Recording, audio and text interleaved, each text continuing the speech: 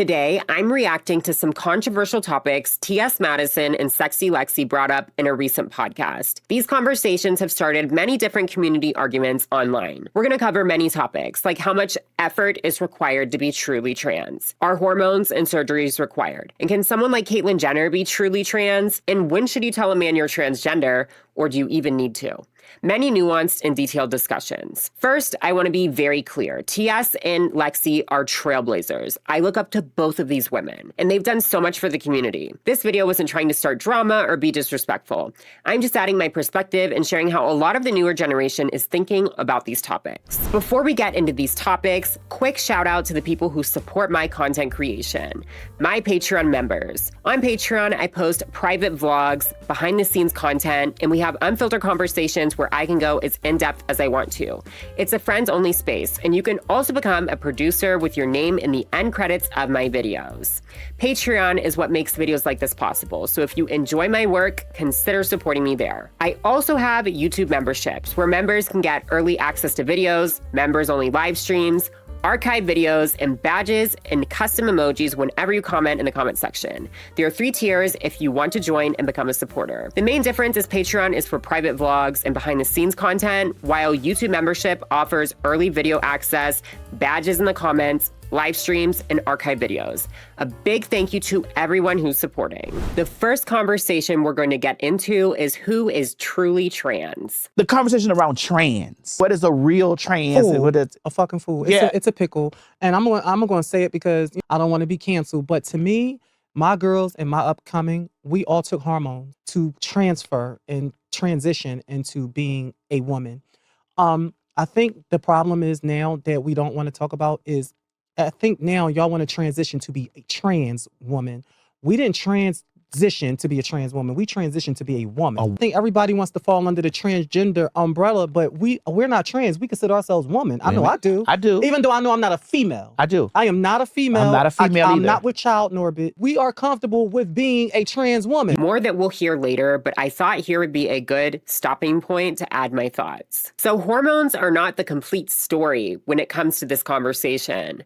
A lot of the time, expensive surgeries, illegal silicone injections, expensive makeup, hair, and laser hair removal, electrolysis, it's what is expected to achieve some of these societal beauty standards. Hormones are not magic for a lot of trans women, especially if they start later in life with their transition and they developed more features that are harder to reverse. A lot of trans women who are on hormones are told they're not trans enough, although they are on the same hormones as other trans women. There are many different medical reasons a trans woman wouldn't be able to take hormones, like estrogen-dependent cancers, blood clot risks, liver disease or dysfunction, and many others. Also, affordability is a huge barrier. I have friends who aren't on hormones, but they pass fully and the community accepts them as truly trans and they meet all of these standards. Some trans women pass without hormones and surgeries. Hormones for me were more of a mental health thing and a maintenance. My body and face aren't dramatically different than when I started. Now, hormones do make dramatic changes for some, not all. So I think people are perfectly valid to not take hormones, whatever their business is. About this statement about transitioning to be women and not trans women. I think a lot of the newer generation is less afraid to be openly trans. They want to destigmatize the label and be proud. Trans people of the past paved the way so that being openly trans is safer and less shameful. I'm not saying either of them are shameful by any means, but I feel like the origins of those community values are based in shame, secrecy, and survival. We've had so much stigma in the past and still do as a community, but living openly and more trans women being open is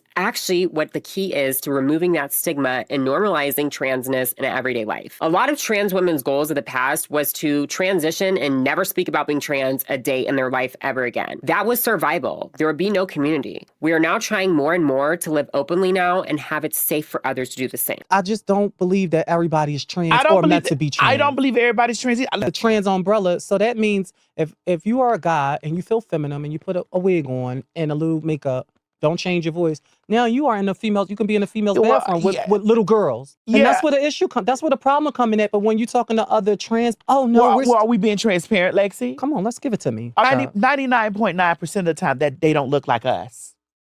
But we got to call them trans and be okay with it though. No. I mean, they don't look like us. It's usually not, it's not the black ones. Oh, yeah, true. True. It's not us. Yeah. Because we as trans women knew that we had to Work hard, blend, or we would get stoned, beat, shot, stabbed. We as black trans women, we were doing, we had to motherfucking get out there to blend. Yeah. Oh, bitch, because we was in the hood. Because if Trey spook it, they gonna kill it. They was gonna fuck us up. Especially in the time frame that we're dealing in. Like, it's hard for us to say, okay, well, what does a woman look like? Because there are clocky women. Women, yeah, it is.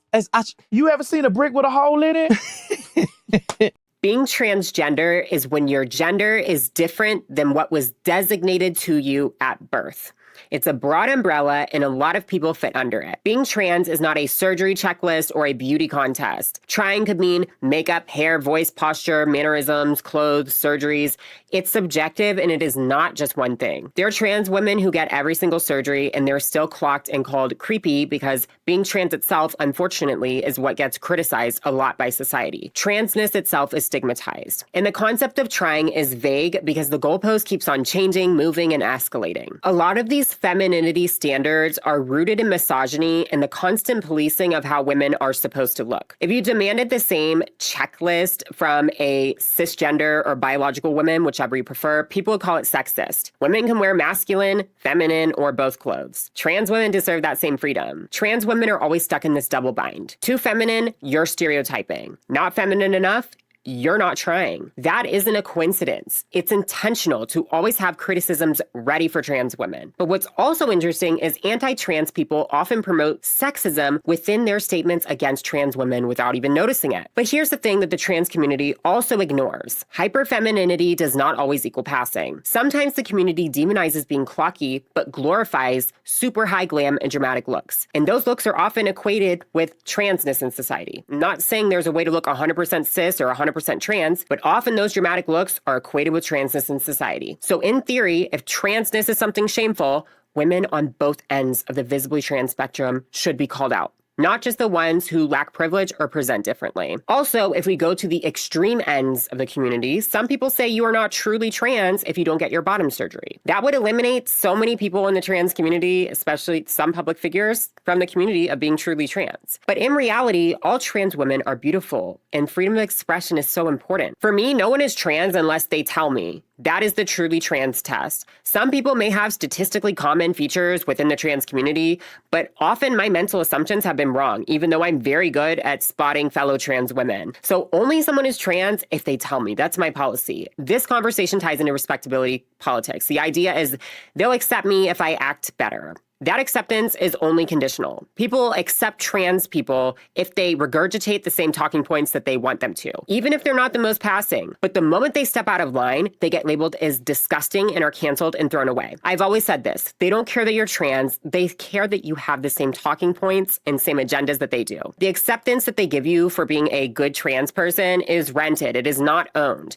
They'll take it away in the blink of an eye. Transphobia is what's bad, not trans people. But I am not pretending it is this simple, because stereotypes do affect people politically and are often weaponized. But the reality is that they will always find an example of a bad trans person, or they will literally plant one and pay one. Passing is subjective. It's not some fixed concrete thing all the time that some people like to make it out to be. Person A could think a trans person passes. Person B disagrees. Passing doesn't make someone morally better or more valid. We need to call out genuine problems as they occur. Absolutely. A lot of the time, trying in the trans community is appealing to the male gaze and being more desirable to straight men. No one should have to perform for it. And the trans community is often very male-centered, and we need to decenter men. Men's attraction to something does not validate anything.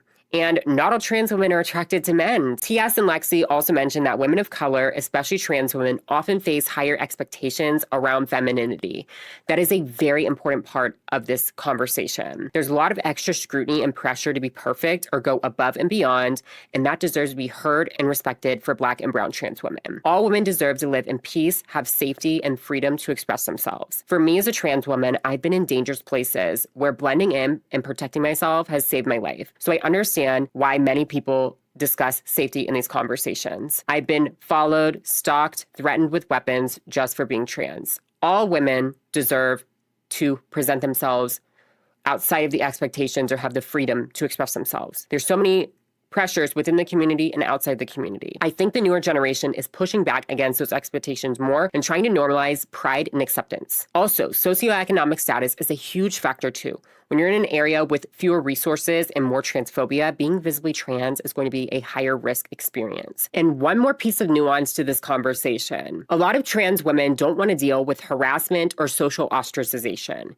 Even if they are physically safe, they want to stay connected, accepted, loved by their community. And I see a lot of people holding themselves to impossibly high passing standards because they're scared that if they cross some line, that others won't like them if they're too creative, or there's pressure that can get toxic and it boxes trans women in, even when they're in a safe environment. I encourage all trans women to express themselves creatively and authentically when it's safe to do so. People will learn to love the real you, or they can get out if they don't. But obviously, there's no shame in passing for safety or because you just want to deal with less problems. Next, we're reacting to the part where they discuss when to tell a man you are transgender. When I meet guys, I may be wrong. I don't tell them my tea instantly. You need to see me out. Take me to the mall. Tell me why. Take me to the mall, because I believe that when you tell guys from the beginning, upon meeting and y'all exchange numbers, I feel like you kind of scare them off if you tell them I'm trans, or I'm used to be a man, or I'm not a real woman. That kind of puts doubt in their mind. But to me, and I'm only speaking on myself because it works out for me every time. For you. For me, it works out every time. Let's go to the movies. So we go out to eat and we go to the movies. When we go to the mall, ma'am, would you like your receipt in the bag? He's hearing all of that. He's gathering all of that. I met his homeboys. You know what I mean? Where even if it was for a brief second, if he had to pull up and drop, hey, take this little, we drop some weed. His friend like, damn, this shoe. Oh, hey, how you? None of his friends suspected anything. So when I dished the dirt to him, it's like, damn, I just had this bitch at the mall. She done met the homeboys. You know, I done spent her through the block. I done went out to eat with her. If I didn't know and nobody else knew, I can get at a shot. I wouldn't mind doing that again, taking her out again. I feel like it kind of scares people off when you just give them that punch, that blow from the beginning. So you don't think that that's a risk? I don't think it's a risk because it's not sexual. Ah. I believe it only becomes a risk if y'all just trying to be sexual and try to fool them. That is their damn birthright to know. Do you think that if you say in the beginning that you're trans, it becomes sexual only? Absolutely. You understand what I'm saying? Y'all shouldn't be out here fooling people. Y'all should be up front and tell them exactly what you is.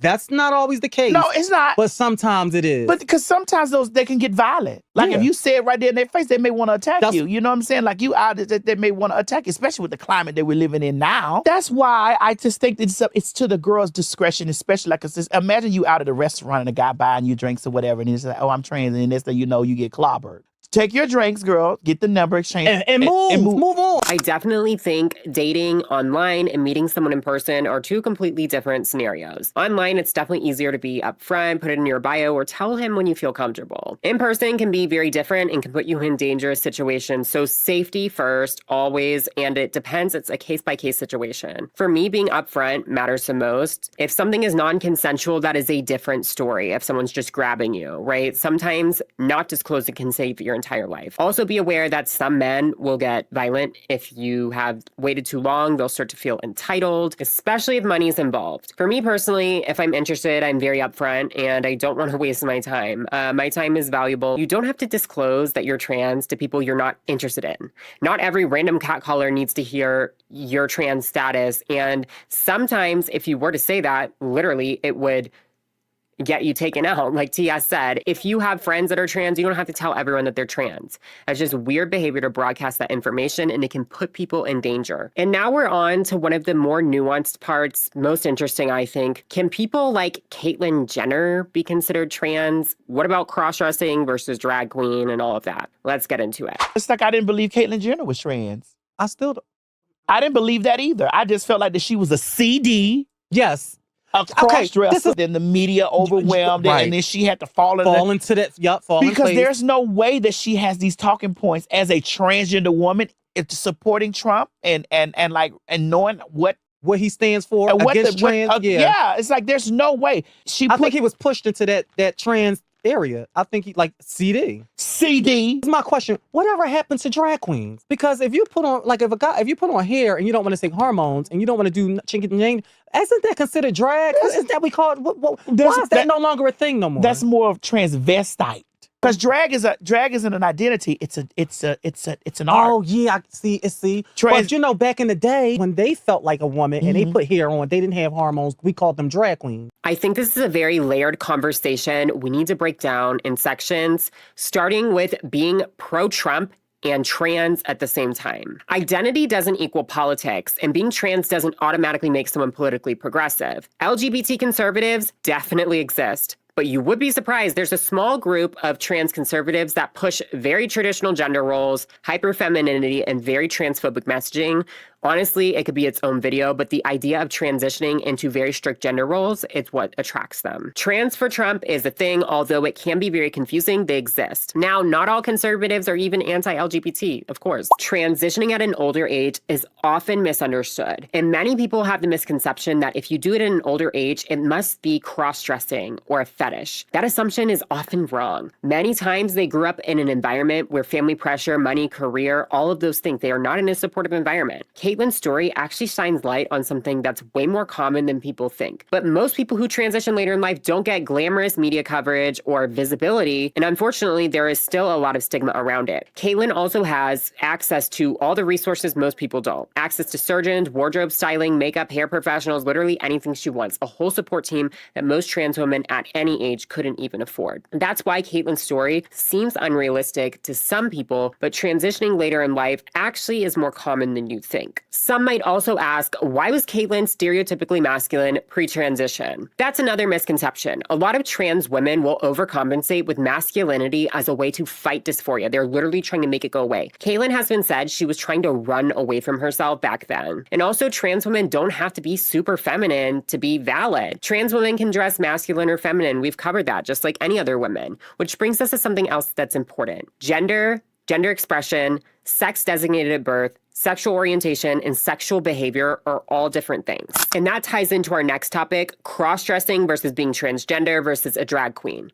These are all different things, but they can overlap. Let's give an example. A trans man enjoys performing as a drag queen. He's bisexual and prefers being a top. That would mean his gender is man, gender expression is feminine, when he's dressed as a drag queen, sex designated at birth is female, sexual orientation bisexual, and sexual behavior or role includes topping. Now, another huge puzzle piece to this conversation is the word cross-dressing itself. Honestly, it's too broad, and we need more vocabulary words in the English language to fully describe what we're trying to when we're talking about different scenarios. There's cross-dressing and fetishistic cross-dressing. Two different things. Cross-dressing's definition is wearing clothes stereotypically linked to a different gender. So yes, Kim Kardashian wearing a men's suit is cross-dressing, and Kim Kardashian is a cross-dresser, and she cross-dresses frequently. And before anyone panics, I'm not insulting her. That's literally the definition of the word. The problem is people often mix everyday cross-dressing with fetishistic cross-dressing, which is the bedroom stuff that people commonly mean when they say cross-dresser. That doesn't mean someone who enjoys cross-dressing means that they aren't trans, because a cis woman could also enjoy cross-dressing as a man. That's why we need different words to differentiate these scenarios, and also language that destigmatizes everyday cross-dressing or just enjoying yourself when you're expressing your own gender or being a cross-dresser. Because also a different scenario would be a trans person who can fully enjoy themselves when they're dressed as themselves as well. So that would be a completely different scenario, just identifying as a cross-dresser. And one more thing, trans history comes a lot with drag culture. Many trans women historically did drag. Drag is art, like T.S. Madison said. It's a performance. It's not an identity, and there are all kinds of people who do drag, trans women, cis men, and more. And I want to be clear, in this video, I'm not disrespecting older terminology and perspectives. I'm just sharing how newer trans conversations explore these topics today. Let me know what you think about these conversations in the comments below. And I really appreciate these two beautiful women and everything they do for the transgender community.